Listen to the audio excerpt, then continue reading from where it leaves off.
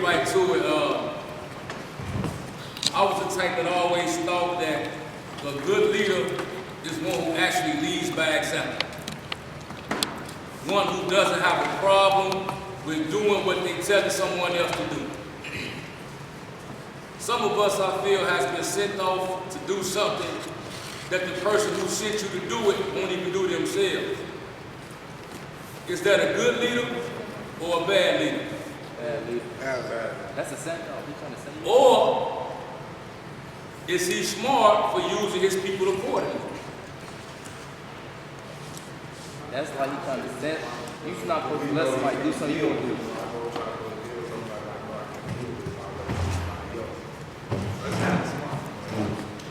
See, but at first you say you took you're a good leader.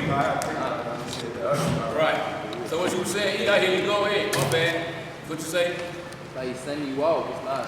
We equal. I'm not doing nothing that you tell me to do. Just because you're a leader, we both a person. You could do it, I could do it. If you can't do it, I ain't doing it. Don't tell me to do it. That's how I see it. And we kind of have the same sense and same thought process in a sense. But speak up, all right. I was gonna say something. I can hear you. Because A1 is very good at mostly one thing. Like how some people are good at basketball, but others are not as good. Like some are better at shooting, others are better at getting closer. So you saying that he's smart for using his people accordingly? Yep.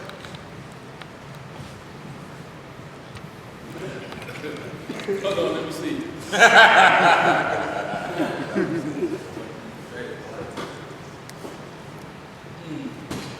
It's interesting. So if he won't do it himself, does that make him a bad leader? If he tell you to do something, it doesn't make him a bad leader if he doesn't do it himself. Anyway, because y'all got a lot of mixed thoughts that I didn't anticipate. I really did. You know what I'm thinking about with that? It's like, how like we go on the work site or something. I'm not doing no work on no work site. But I don't expect you to just be standing there back. You see what I'm saying? You should be working. Even though I'm not gonna lift this leg, I'm not gonna have to take nothing off the truck. You see what I'm saying? That's just me. But I'm the leader. You ain't. So now what it do? It make you a bad leader to me. It's right to you. But Cause you go crazy. But ask Mike, they don't get mad when I see you picking up, yeah. When he go out, they out picking up trash, he got it. Which daddy would be paying you to pick up no trash? Pay them to pick up the trash. Right. Now cool. Now that's 100. That's a buck. that's why I keep it with you. But even going back to what Danny said, I come from a different background. I come from a different understanding.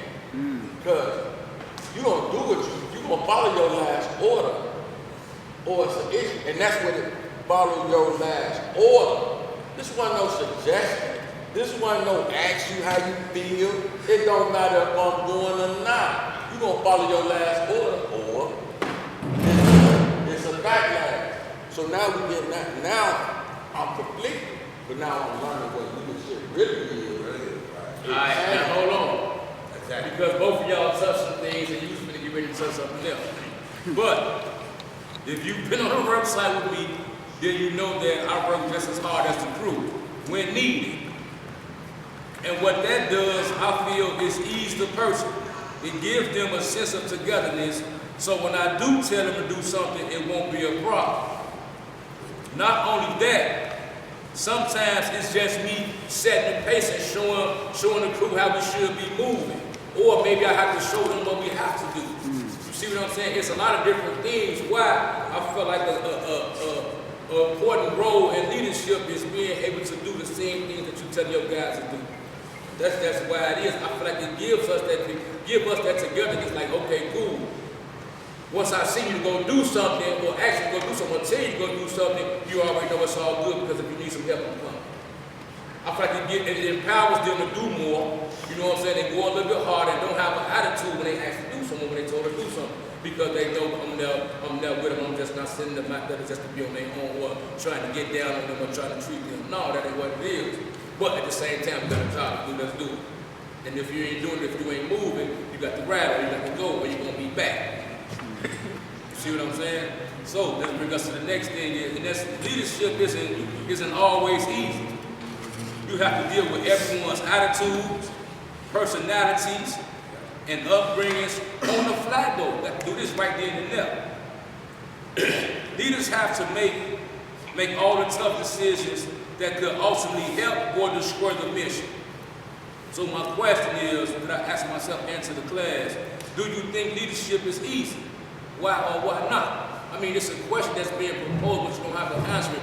I would rather for you to get it in your mind, but if someone do want to answer it, then cool. Do you think leadership is easy? Why or why not? Anybody if they want to. I think it depends on the mission. Because sometimes it'll be easy, sometimes it'll be hard. If you got a group of people that you work with, you got a bird, and then say, "Look, you got a group of people." They'll be like, "Man, I'm gonna do what I want to do." Like, if he tell me to do this, I ain't gonna do that. I ain't trying to be dirty at them, or I ain't trying to do it. No, we at work. Right. So it's a hard thing. It's kind of, it depends on who you lead. What you say, right? It's hard to do. Speak up. To me, it's just very hard. So you have to make events, you have to make events planning, like, most people have to think like 3 steps ahead. What's the count, what's the second? No, but he's right though. No, he's right. And I'm new a little bit because that's my third point that I got this morning that I didn't have this morning. I ain't gonna say nothing yet though, but That's what I think. That's what I be thinking. Like nobody. What about the fact that you wouldn't have a work site if I didn't go make the arrangement? You wouldn't get to the work site if I ain't arranged for the band. You wouldn't get paid if I ain't arranged for the money. Why I get to go work now? I done did all this. You ain't had nothing to do with it. You don't. But I'm just saying. But if you're doing it just because I'm here to show you how to work ethic, then no. That's why I think companies have the mission statement and how you gonna be at work. We greet everybody with a smile. Now if you in here frying, then you ain't meeting up to the requirements. Regardless of what's going on. This the mission. This is what we do and this is that. But here is a little different because we here to try to develop me. But I don't want to have it wrong myself. So that's why I'm like, damn. If you do all that in the beginning, you ain't had nothing to do with that work. You see what I'm saying? That all was that before you. You didn't go buy the tools. You didn't spend no money on the tools, the gloves, the instructor, the nothing. You know nothing about what happened at first. Go do the work. You see what I'm saying? Don't look at me because I ain't doing nothing. I did it. I got you here. You ain't did it. Everybody has a role. That's all I'm saying. And so as a leader, you need wisdom. And everybody ain't got that. Wisdom is, I know what his strengths and weaknesses are. I know what his strengths and weaknesses are. So I'm not going to put him over here. Knowing that joker's going to break the whole dog machine. Got to put him over here. Because this is what he know how to do. Leaders delegate. Absolutely. They taught me that. I didn't know that at first. Leaders delegate. So I have to know what your strengths and weaknesses are before I put you somewhere. Or you can mess the whole job up. So you need wisdom. And everybody ain't got that. And so we have to develop that. Well, get with him. I don't want to work with him. Because he know that. Yeah, that's true. But he's still needed. Somewhere, he just ain't needed in that area. But everybody is good for something. Right? Everybody has something to work with. And we just got to put them in the right position so they can perform. And then get better in those areas. But we want to just, get them out of here. Now imagine, this is something that the leader has to deal with. Yep. This is something that the leader has to have in his mind all these different times, all these different occasions, in order for the mission to be successful.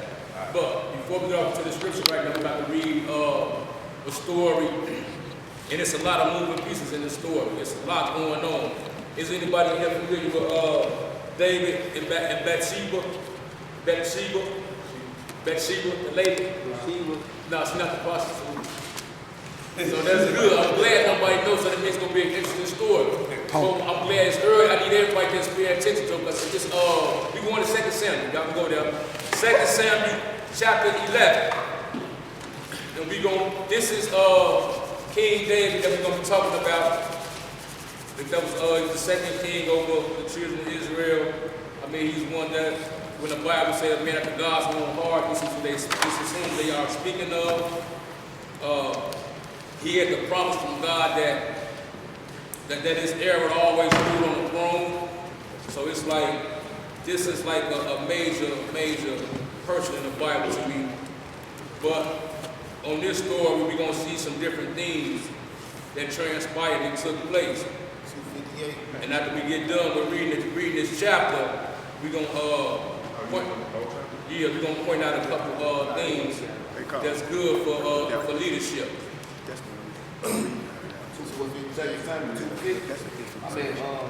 11.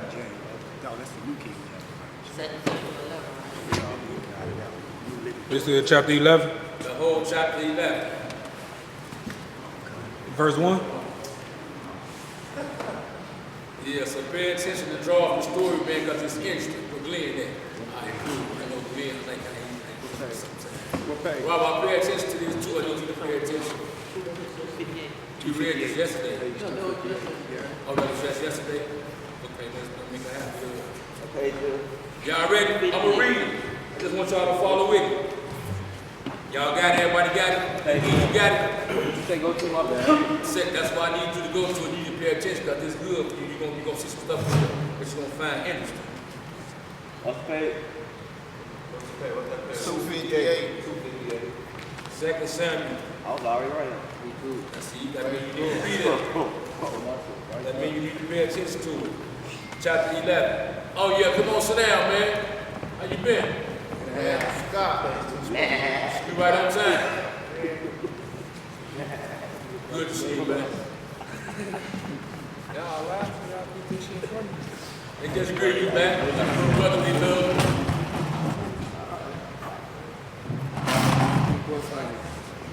Shut up. 258, bro. You finna get right started. You right on time. Now the story about to start, and I know you're gonna pick up some things out of this as well. Turn. 2 Samuel chapter 11.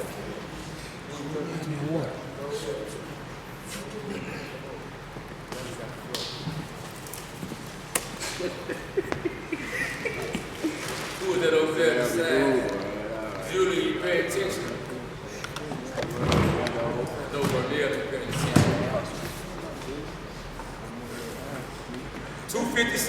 258, man. You ready? Yeah, I'm ready.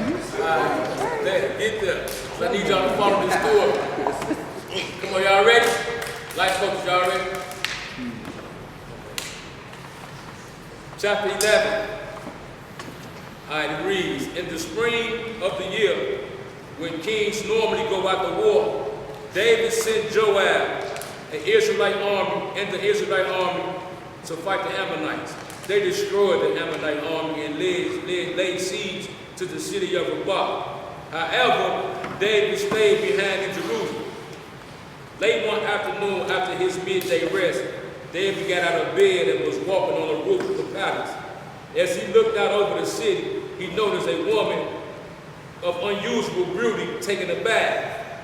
He sent someone to find out who she was, and he was told she is Bathsheba, the daughter of Eliam, and the wife of Uriah the Hittite. Then David sent messengers to get her. And when she came to the palace, he slept with her. She had just completed her purification rites after having her menstrual period. Then she returned home. Later, when Bathsheba discovered that she was pregnant, she sent David a message saying, I'm pregnant. Then David sent word to Joab, send me Uriah, the Hittite. Now, mind you, at this point, these guys are out at war. You know, it's a military campaign going on, so that's why he's sending for him. King David is at the palace where he should have been out elsewhere. So that's why he's being sent for. Then King David sent word to Joab, send me Uriah the Hittite. So Joab sent him to David. When Uriah arrived, David asked him how Joab and the army were getting along and how the war was progressing. Then he told Uriah, go home and relax. David even sent a gift to Uriah after he had left the palace, but Uriah didn't go home. He slept that night at the palace entrance with the king's palace guard. Then David heard that Uriah had not went home. He summoned him and asked, what's the matter? Why didn't you go home last night after being away for so long? Uriah replied, the ark and the armies of Israel and Judah are living in tents, and Joab and my master's men are camping in the open fields. How could I go home to wine and dine and sleep with my wife? I swear that I would not never do such a thing. Well, stay here today, David told him, and tomorrow you may return to the army. So Uriah stayed in Jerusalem that day and the next. Then David invited him to dinner and got him drunk. But even then he couldn't get Uriah to go home to his wife. Again, he slept at the palace entrance with the king's palace guard. So the next morning, David wrote a letter to Joab and gave it to Uriah to deliver. The letter instructed Joab, station Uriah on the front lines where the battle was fiercest, then pull back so that he can get killed. So Joab assigned Uriah to a spot close to the city wall where he knew the enemy's strongest men were fighting. And when the enemy soldiers came out of the city to fight, Uriah the Hittite was killed along with several other Israelite soldiers. Then Joab sent a battle report to David. He told his messengers, report all the news of the battle to the king, but he may get angry and ask, why didn't the troops go so close to the city? Didn't they know there would be shooting from the walls? Wasn't Abimelech, son of Gideon, killed in the bees by one who threw a millstone down on him from the wall? Why would you get so close to the wall? Then tell him Uriah the Hittite was killed too. So the messenger went to Jerusalem and gave a complete report to David. The enemy came out against us in the open fields, he said. And as we chased them back to the city gate, the archers on the wall shot arrows at us. Some of the king's men were killed, including Uriah the Hittite. Well, tell Joab not to be discouraged, David said. The sword of vow was this one today and that one tomorrow. Fight harder next time and conquer the city. When Uriah's wife heard that her husband was dead, she mourned for him.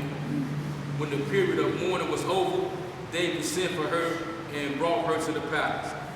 And she became one of his wives. Then she gave birth to a son. But the Lord was displeased with what David had done. You say what? That's messed up. So you see why at the beginning I said that this is the story of a lot of different moving parts. And there's a lot going on in here. I want to use this story just to lift up a few pieces and a few points in the matter. Not to discredit King David for nothing was going on, but at the same time, what he did wasn't right, it wasn't appropriate at all. But to just lift up a few points and just to present a story that I felt like that we could relate to, that was relatable to the group, I selected this one. And the first point is position.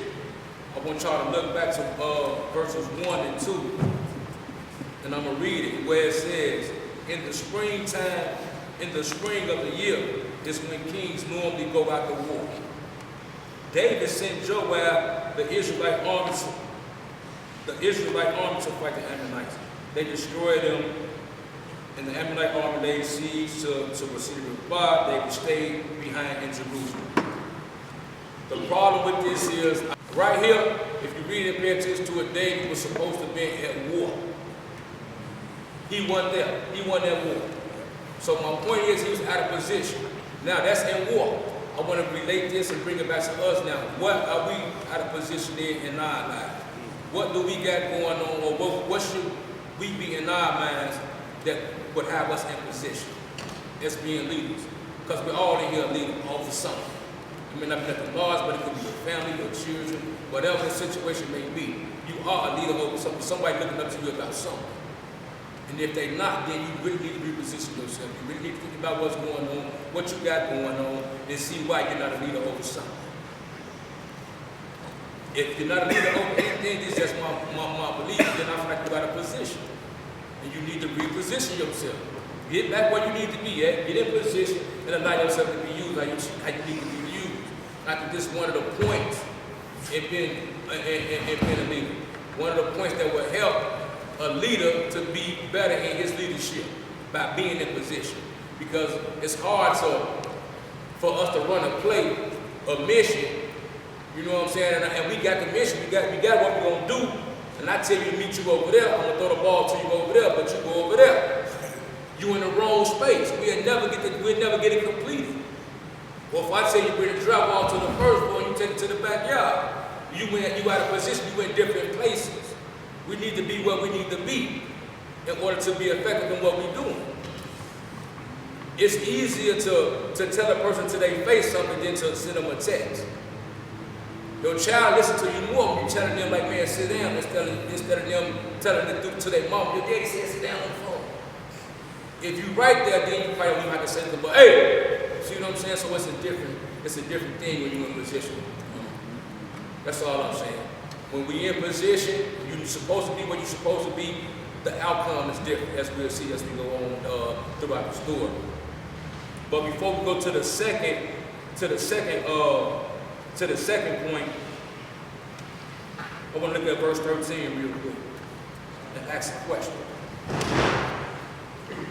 Because I don't want us to miss this. Verse 13. And it says, then David invited him to dinner and got him drunk. But even then, he couldn't get Uriah to go home to his wife. And again, he slept at the palace entrance with the king's palace guard. My question is, why did David want him to go home so bad? So he could go have sex with his wife, because he knew that the wife was pregnant, which was his son. So if he go send him home and have sex with her, he'll think that it would be his son instead of his son. Exactly. Y'all got that? Yeah. Y'all pick that up? Y'all follow what's Say it a going little on? louder, a little louder. Huh? Say it a little louder. He said it a little loud. So while he was trying to get him to send home, because he knew that he had slept with his wife, got her pregnant. So he was trying to send her home so he could go sleep with her. And he'll think that, he knew that she was pregnant, so he'll think that, Uriah will think that that was his baby because he just slept with her. The whole time it was King David. Exactly. So that's why he was trying to get him home. You say what? Huh? Man, he knew that he was having a son? Yeah. We didn't know David, he knew pregnant. Uriah didn't use that word. Right. Immediately. So he was trying to send her home so he could go have sex with her. That's why I said follow us on the story, because when he sent for her and he slept with her, she sent word like, man, I'm pregnant. So now David, knowing Uriah is out on war, but he's supposed to be in the battlefield, he called, sent a message to the team. Hey, Joe, send Uriah back to the palace.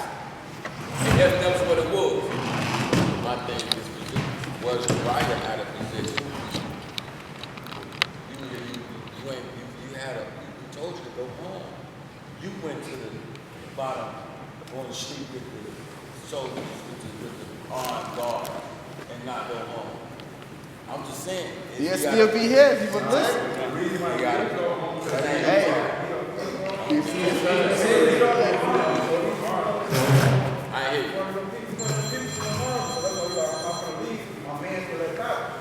I'm with my man that battle and go home and go have He still one with them though. He still one with them sleeping with the palace No, it is. guard. Oh, y'all snapped.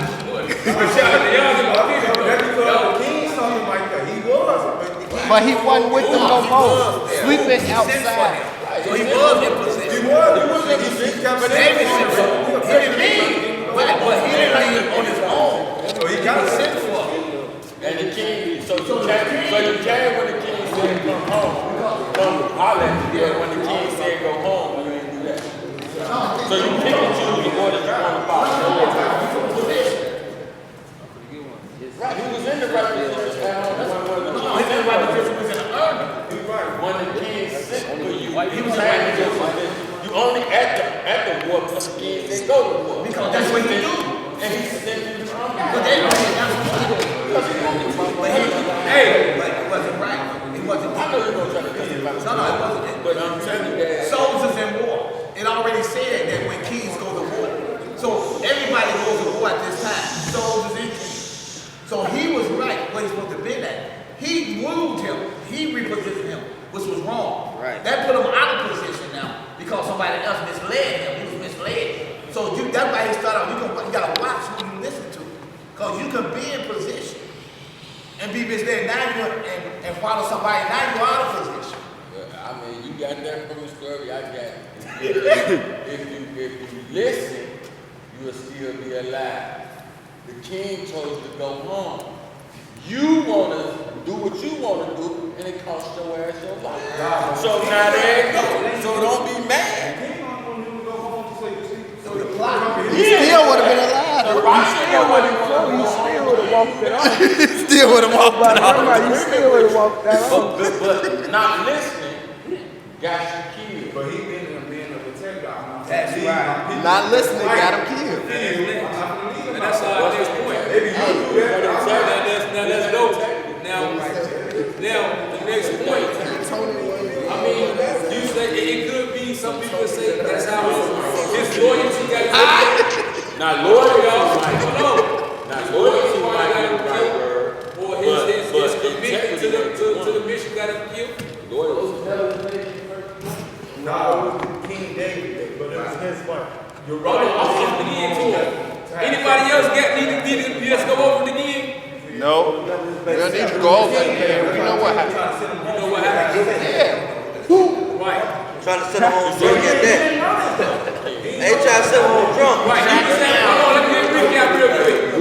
Let me get a recap real quick. Do this the whole time you trying to speak to my business. No, he ain't trying to. He ain't tried to. He did, boy. He had already beat that. He had already beat that. Hold on, don't beat him. Let me tell you what happened. King David was supposed to be in that war. He didn't go to war. He was out of position. He stayed at home. His team, everybody else, his crew gone. He get up at the middle of the day, taking the shower. He see Bathsheba over there taking the bath, whatever. She fine. He sent for her. Man, see who short he is. She get up with him. She come over there. He had sex with her. Now the whole time, it's one of his soldiers' wife. He sent her home. She go home. She tell King David she pregnant. So now King David sent for Uriah, which is her husband. So he can get him drunk, come home, and then be with his wife. Huh? I got a question. Go ahead. How did you find out it was one of his soldiers' wives? Because she told him. He went and inquired, found out about her. Who is that? Oh, this is Ediom's daughter, Bathsheba, the wife of Uriah the Hittite. That's why I say pay attention when you just read, because there was something that's going on here that was going to pop up. Man, that's a lot, man. You see what I'm saying? I know we all got different feelings, but to get to the point where what Turner was talking about, that actually brings us to our second point. That's why I didn't want to skip past that. I wanted to hit this so we could see why he called Uriah back, which was so Uriah, which is his husband, could go and sleep with his wife to cover up what he had done. So he felt like if I go send for Uriah, maybe he'll go home and be with his wife, and then that'll cover me. But this brings us to our second point that I feel like is beneficial in leadership. Having the right people around you. The people around you are so important. And that's what we're going to read verses 11 through 13. And I got it. This is Uriah, the account I'm giving to Uriah. Uriah replied, the ark and the armies of Israel are in Judah, living in tents. And Joab and my master's men are camping in the open fields. How can I go home to wine and dine and sleep with my wife? I swear that I would never do such a thing. These are the people that you want around you, people that's committed to the mission, to what's got going on. He denied himself completely for the most part of his sexual life with his wife.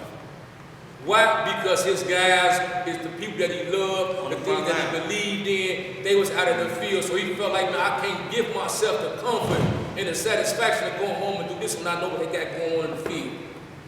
Them the type of people that I want around me. A person that's committed to what's going on and not just selfish and looking for his own ambition or his own. It's not set out for his own self at some point. Wrestling right here, man. Y'all battling right here. Y'all own it. Yeah, he got back door. I'm ready battling. We own that. I'm ready battling. And my battle, Come on, let's go. That's what it's for. my thing is this, bro. So you surround your guys all this, but you go lay in the bed with a disloyal woman. Because at the end of the day, she listened to the king. Right. That's all she did. Right. And she opened her legs to the king. So now you dead, but it's disloyal ass broad. And all this happened on you trying to be loyal to your soul. No, this is right.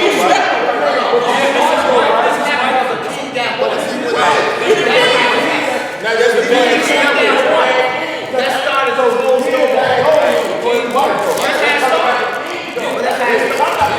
But the king is charged. So he's accountable. Exactly.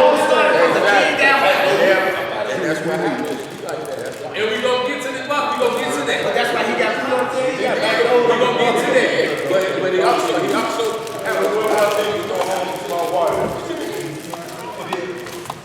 I remember when that's why I was talking about it.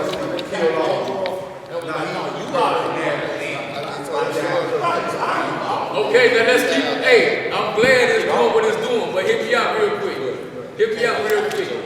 I'm glad that it's sparking these feelings and emotions like this because that's what it's supposed to do.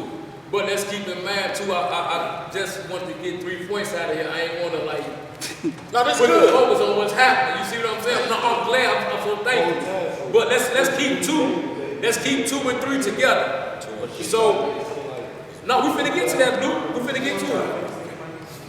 He was trying to send him back home, so he could make it seem like it was his thing. He could think that it was his thing. Whole time trying to back door. No, that's what's coming up next. Front door, back door. So look, one is being in position. 2 is the people having you around you, and I want to combine a strategy, which is what Robert was talking about in the beginning when I said he was in my way. Right, okay. So we put 2 and 3 together, which is the people having people, right people around you, and 3 is a strategy. Because I say put it together because King David's strategy was displayed in the same verse that we just read, with the play that he just did. So it's being in position, people around you, and the strategy. And these are 3 points that I feel like that help a leader, despite of what we're reading about. Being in position, having the good people, right people around you, and having a strategy. Now, 14 to 17, let me read this real quick, one more time. So the next morning, David wrote a letter to Joab and gave it to Uriah to deliver. The letter instructed to Joab, station Uriah on the front lines where the battle was fierce, then pull back so that he would be killed. Think about the severity of this. What? Go ahead. I'm gonna let you do this. I think you know it. Nah, that's why I said My man Dave, not only did he send it to us, he sent him with the letter first. That's what I'm saying. He had his own in his hand. Y'all hear what he said? Nah, what he say? What the hell? Right there. The What we man just read. gave Uriah the letter to take to do who gonna station him. And the letter say, station him somewhere so they can smoke you. He gave him the letter. And dude trust him so much, he didn't even read the damn He letter. didn't even read the letter, He right? didn't read the letter. Yeah, he stupid. That's an official letter. It's stamped. It's stamped. It's an official letter. You open if you want to. Gonna that quick. Yeah, that's correct. So That letter was not made. Oh, no, my word. Was not I'm made. glad y'all picking up on what's going on. So let me finish it off real quick. 14 to 13. So again, The letter instructed Joab to station Uriah on the front lines where the battle was fiercest, then pull back so they could be killed. So Joab assigned Uriah to a spot close to the city wall where he knew that the enemy's strongest men were fighting. When the enemy soldiers came out of the city to fight, Uriah the Hittite was killed along with several other Israelite soldiers. Basically, they was doing. Man, nigga, who up the man? Who up the man? You know that's my who up the man? Tabernacle Church. Who up the man? Basically, they was Hey, Wayne. You say who got killed? You're right. He died. No, he didn't die. He was killed. He was placed on the front line of the city where the closest. The closer you get to the city, the more fierce they gonna fight. Because they trying to protect themselves. So you closer to the city. In one account of the war, they were so close to the city, they was getting down. A lady dropped a brick on one of their head and killed them. So from an example of that, they told the people, man, we know when we go to fight in certain towns, we don't get too close to the city first. Take care of the business, then get close to the city, because the closer you get to the city, the stronger the resistance is gonna be. So by him knowing they close to the city, and them people out here, they said that they strongest fighters was right there. So they put him close to the strongest fighters that almost guaranteed him to get killed. So he was the one that, again, Uriah, the one who you say who got killed, he was the one who refused to go to sleep with his wife, who was loyal to the king. You know what I'm saying? And I did all that. Was called back, didn't go. Plotted on, schemed on, and was ultimately killed in a war. It's a lot of conspiring going on. It is. Same No, I'm not gonna read it, because y'all saying the same thing, so I'm gonna read what I got real fast.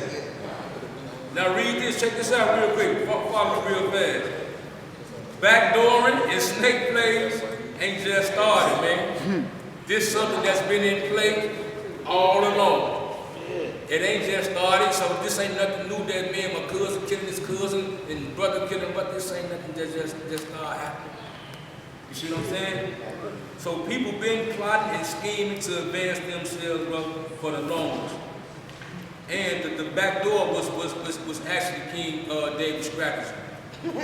That was his strategy.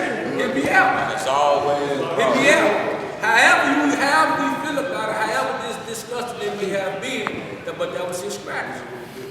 And that was the third point that I had said that a leader must have.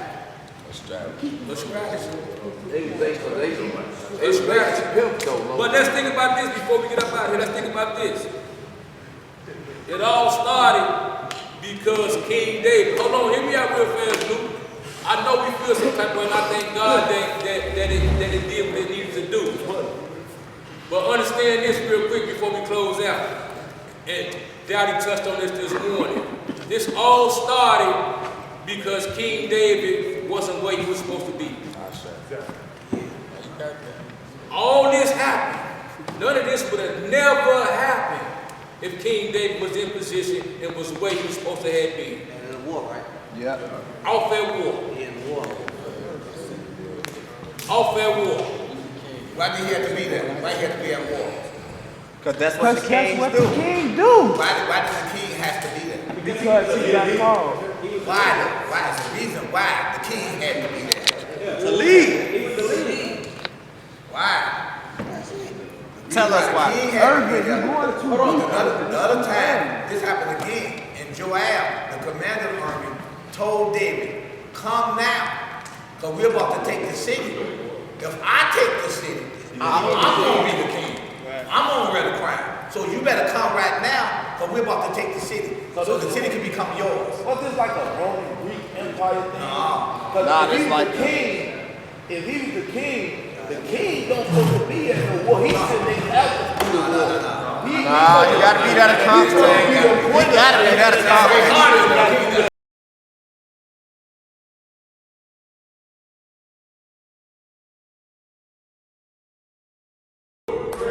We are the man of the Maafa Redemption Project. We cannot redeem our families and our community. We first redeem ourselves. Therefore, our mission to invest in the mind, body, and spirit, so that we may prepare to build our city one life at a time.